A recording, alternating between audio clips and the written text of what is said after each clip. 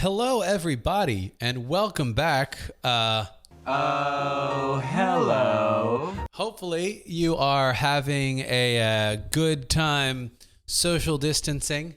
That's actually a bit of what we are going to talk about today. Today's video is going to be all about what some tournament organizers are doing here in New York, as well as like outside of New York, to keep Pokemon leagues to some degree going without having to have people meet up in person. As you've probably seen, there have been a few, people on Verbank talking about hosting their own tournaments. I am in one right now with Jay Hatter.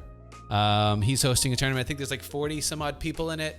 I did my first 2 rounds against people I don't know, but I did well in those 2 rounds. So if I make it to the top 8 or top 4, whatever, maybe I'll record those videos for this channel. But yeah, I'm in a challenge that he's doing right now via challenge, if you want to call it that. I know that Pink Vapor Gaming is also doing a tournament, or she's going to start doing 8-person pods associated, I think, with her stream. But the video today that we're going to talk about is really about what some actual local leagues here in New York City are doing, how they're coordinating to keep leagues going, not league challenges or cups necessarily, but weekly leagues going without the ability to actually go into a store. None of these stores are going to be having any leagues for probably the next several weeks at minimum.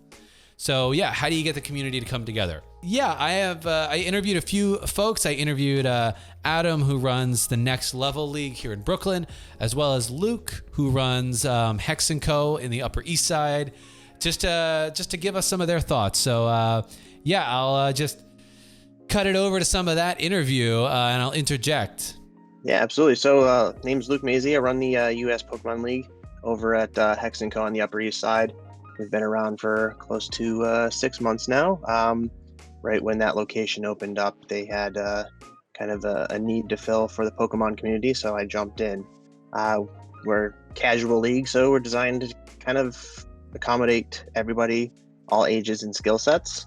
And really, we're just focused on building the Pokemon community here in NYC. Hi, my name's Adam Harris. I've run the Next Level League in Brooklyn. I've been running that league for about 4 years now as a tournament organizer and main judge. And I've been a competitive player for about 10 years now. All right. Well, yeah, I guess to the point of this video, yeah, I think with all of the, I'm not going to say the name of the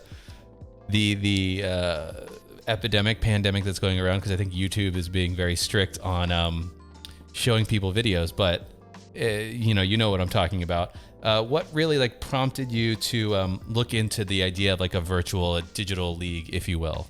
Yeah, due to it with my own circumstances, I've been on like kind of like a lockdown in my house.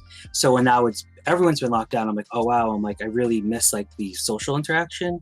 So I was talking with my local friends, and again, like I said, Anthony Smith was like, oh, he's like, we have to go back to the, like they used to use like Tiny Chat, a website. And I was like, oh, okay. And I thought about it. I'm like, we have Discord, we have PTCGO. And I was like, if I just collect the money, like always, I can still help support my store Next Level. And they just kind of put it through together. And yeah, and Luke had the same idea at pretty much the same exact time. And it all just kind of came together nicely. Yeah, so it's for my league specifically, it's twofold, I would say. We have a good number of kids that come every other week, and a good number of adults that are kind of looking to, come, but not necessarily have the capacity to travel all the way from Brooklyn like yourself. We have a large community that we're trying to reach, and the offerings that we have, specifically Pokemon Club for the younger crowd, and kind of PTC on TCG Online, as well as kind of the video game aspects, kind of allow you to do it in a little bit more of a virtual setting. And then also specifically with my league, we have a few people who are kind of moving out of state, and we want to make sure that they're still welcome to our community. Okay. Yeah. I mean, so for you, this was something, I think you said you were already thinking about this before any of the quarantine sort of happened, before, all the leagues kind of had to take a step back. But like, yeah, with all the things that have been going on, how has that really either sped up or changed what you were already considering? Yeah, so I think it kind of just kickstarted everything to move a lot faster. I had kind of slowly been working through the groundwork, kind of making it methodical, very meaningful in terms of, getting Google Forms set up and kind of having a one-stop shop for everything to kind of be your repository that people can go to and they get all the information they need. Kind of the current state of events kind of just kickstarted that and said, okay, now I have to go kind of as fast as possible to get this up and running for people in a meaningful way, reach out to the leagues, kind of getting everybody on board to see if they even want to be on board or if they're going to go off and do their own thing. So that's kind of where this kind of happened a lot more faster than I would expected and kind of wanted to, but here we are. So in terms of actually running it, like the equipment, the digital software you're using, just give us just a quick rundown of like the software you're using and like why you like it. So it's really simplistic. It's just going to be Discord, where I'm going to have post pairings and everything. I'm going to be using Tom, the tournament operations manager. I'm going to just have that running. Also, I'll be posting screenshots showing everyone's pairings, and I'll be using PayPal, Venmo, Zelle, anything to just get the money to me, and then I'll turn around and I'll send that off to the store. So it's really just Discord, PTCGO, and Tom. Yeah, and everything. It's pretty straightforward, thankfully. Discord is probably one of the most robust kind of chat platforms beyond the capabilities of a Facebook. We have our pages, our groups on Facebook to kind of, get the community up and running, and then kind of Discord kind of takes it the step further into the infrastructure piece where each league can run their own respective chat. We can kind of commingle and see what's going on in a more real-time sense. Again, I use Google, so Google Forms, Google Sheets, Docs, kind of presenting everything that way to make it very methodical for my league specifically, and kind of introducing that to the other leagues if they want to use that.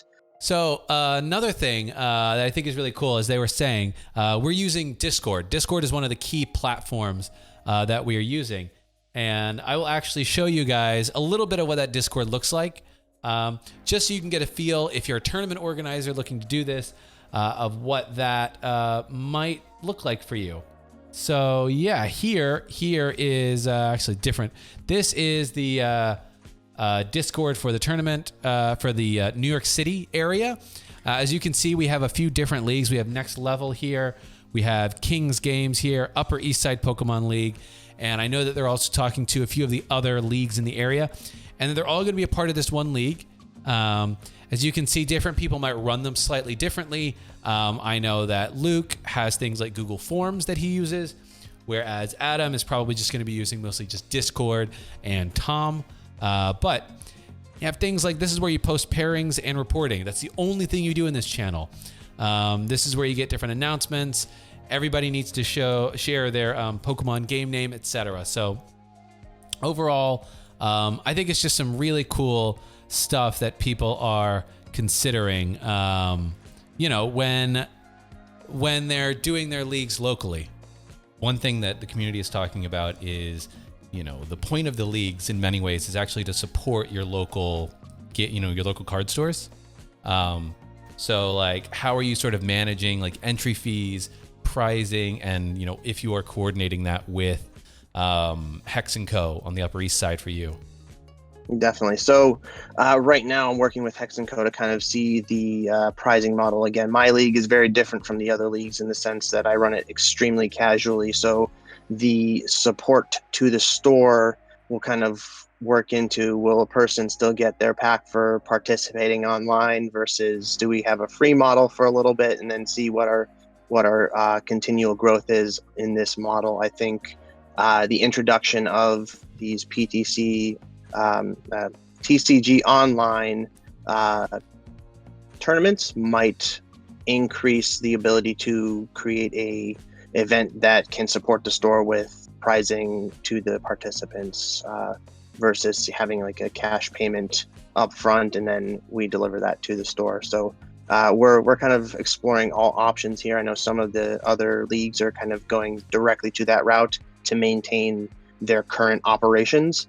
Again, my league's slightly differently, and I'm gonna see how I can introduce all of those and at the same time keep the league as casual as possible for those who want to remain casual. Yeah, so that was really the big thing for me, because I was like, I could just play PTCGO by myself with my friends, but I'm just sitting here. I'm like, my store owner, Henry Chen, has always been really good to the community. He's always given me free reign to do what I think needs to be done to better help the community. And I was talking with him privately, and he was just saying how he's had to cancel so many different events. And I was just like, I felt for him, because I know this is incredibly difficult. And I'm like, oh wait, I'm like, I can just run the league online. He can still make some money. Players can still get some, product out of it. And this can help him a little bit, so he's not at a complete loss, in this time. Obviously, you could do a Discord just for Next Level, which is the shop that you judge. But, I think something that we're experimenting with here is like in a Discord for all of NYC, at least all the tournament organizers that want to be a part of it. So like, yeah, what does the NYC-wide Discord, mean to you or feel to you differently from like a individual? So it was really funny. Me and Luke Maisie had the same idea at the same time, where I was just gonna be like, I'm just gonna make a Discord for Next Level. Everyone kind of just join, and he's like, I already actually made the Discord, and we can have just all the leagues join there. And I was like, that's a better idea. I didn't think any of the other leagues would have wanted to do this online like virtual league. And he was like, well, I already have a Discord made, and we could just throw everyone in there. And then he made a group chat for all the tournament organizers in the city.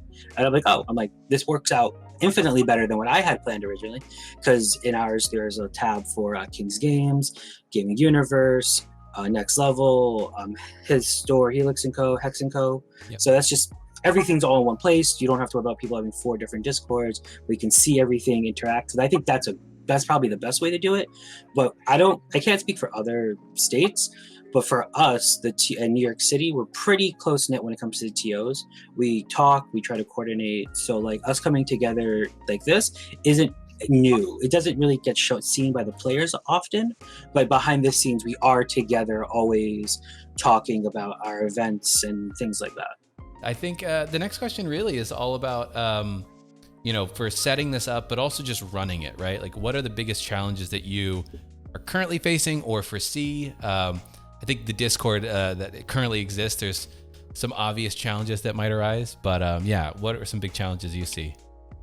Yeah, I mean, I think one of the biggest challenges is just getting it up and running and doing it in a meaningful way.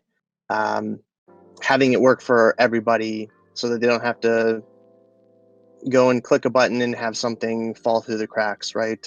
Getting the league leaders on board at all the shops, getting all the shops on board to kind of realize the immediate concern, but also that, virtual is something that can potentially benefit in a much greater scale, on a much larger scale, and in the long run, as a extension to a physical shop once we kind of get through the current events that we're going through.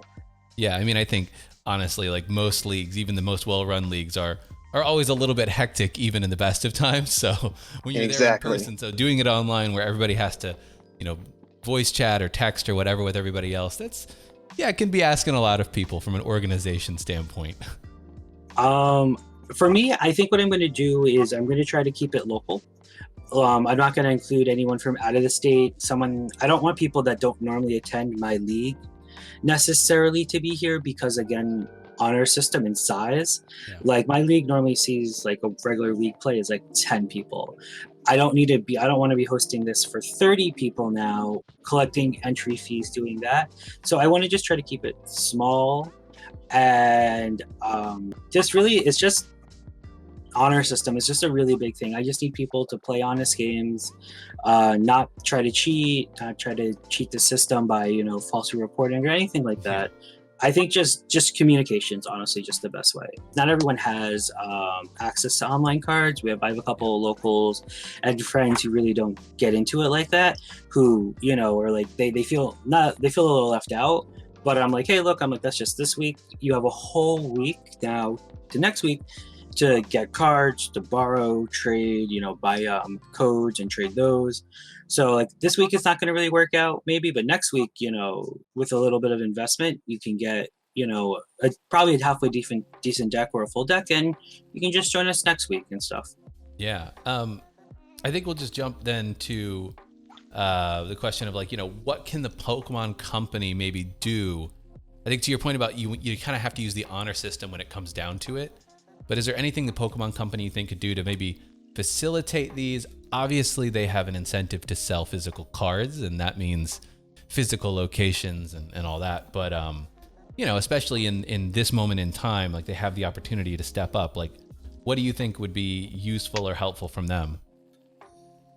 I think providing a little bit more detail. They're a large company. They have disaster recovery plans in place, and kind of how they can disseminate that to everybody, including the local shops who kind of we don't get as much interaction with them on a frequent basis as some of maybe the larger shops and larger organizers. Again, I think they're doing a great job in kind of assessing the immediate needs. Unfortunately, we've had government regulations that kind of limit our capabilities, but at the same time, it'll be interesting to see what they can provide and how they determine what is sanctionable versus what is something that you can only run through Tom but not upload, versus kind of what can be used for, maybe even championship points down the future. I think while we wait to hear from them, I think they have a lot of capability that they can put in play. Yeah. As far as the digital side of PTCGO, I feel like they're probably not going to be able to do anything in the short term. They've always kind of been slow. They've been getting better. I don't really see anything that can be changed there. If they had their own system for tournaments where I could like host a tournament and then you can just join in, like I could like maybe put out a code privately and then people would use that and they get in and then I don't have to use Tom. The tournament can run itself. Yeah, it's like a private server system. Exactly. Like host a private server, have a spectator mode, things like that would be awesome to see them look going forward to do. But for now, I guess maybe just they've announced that they're going to make an announcement. So I would probably, I think it would be best if they did just go ahead and cancel all events going forward for the next maybe couple of months, and then probably lowered the CP bar a bit. But honestly, I'm pretty removed from the competitive scene for Worlds Invite right now, so I don't even. I'm honestly, unfortunately not the best person, but as a tournament organizer, I would like to see them push events away for maybe 2 months and not hurt tournament organizers, because a lot of people are worried, I can't run my challenge, I can't run my cup, am I going to lose something? And we've had some guidance on that saying we should be fine, but it's nice to have something bold lettering going, if you don't run an event, you won't be penalized for that going forward. That would, I think, the biggest thing I like to see from the tournament organizer standpoint is no penalization for not running an event, and then just giving guidance on what to do. Because if they give me the option to run the event and I run it, players are going to come. Especially from our tri-state area, if there's an event, players will go. They do not care. And it'd be nice to maybe just have that removed altogether and have Pokemon just say no events, no challenges, no leagues, no nothing. So I don't have to be tempted to run an event, and therefore I'm not tempting you to come out of your house to my event. All right. Well, I guess in terms of anyone else out there that's looking to maybe run something like this in their local area, what advice, thoughts, etc. do you really have for anybody out there? My biggest piece coming into this, and this is just on a human to human level, is do you value others enough to add value to them? And if you have kind of event planning background, or even just want to get involved, then reach out to your local. If you don't have a local team, reach out to Pokemon and kind of begin the process. If that's something that you see, like a store in your town that wants to do it, take the first step, because if you want something, it starts with you. Yeah, that's very true. Be the change you want to see in the world, so to speak. That's absolutely right. Yeah, overall, I would say that, look, if you're looking to do a local league like this digitally, the things that you probably want to look into are Discord is a great one. They're also considering like Zoom maybe for like certain types of video needs. Using Tom is potentially good if you already have access to that, the tournament organizer software that Pokemon creates. If you already have access to that, it's probably the software you want to use to pair people, etc. And then, yeah, it's all about managing the people to get the information that you need, make sure everybody's showing up on time, collecting the money. That is sort of up to you how you and the venue that you're trying to support is going to do that. But thanks so much to Luke and to Adam for putting in all the work. Honestly, a lot of the work. I know a lot of the NYC community is probably going to join this and be able to actually keep playing Pokemon online. I think the one thing to always remember with this, though, is, as Adam was mentioning, you know, not everybody is going to have access to all the cards online that they do in person. Some people just don't play online much, right? They play physically in person. So I think that is one area where if you have a local community, people can say, hey, like, you know, part of the Discord could be looking for trades where people are willing to say, I've got extras of these, I've got extras of those, supporting your local community so that people can join and play. Even like if you have like a loan program, that's always difficult. It's an honor system. I think that's the one thing I would take away from this. This is all the honor system right now, which, you know, hopefully people can abide by. But that is going to do it for today's video. Hopefully this has been inspiring to you. If you're a local tournament organizer and you're looking to keep stuff going in the next weeks and months, as we probably, you know, in many places around the country and the world are not going to have the ability to do local leagues. Hopefully this gave you some inspiration, ways of doing things, and definitely leave comments down below if you have other suggestions, thoughts, just for like, you know, for the NYC scene or for any other folks, tournament organizers looking to do something similar in their area. Yeah, that is going to do it for me. Thank you so much for watching, and I'll catch you in a future video. Carpe awesome.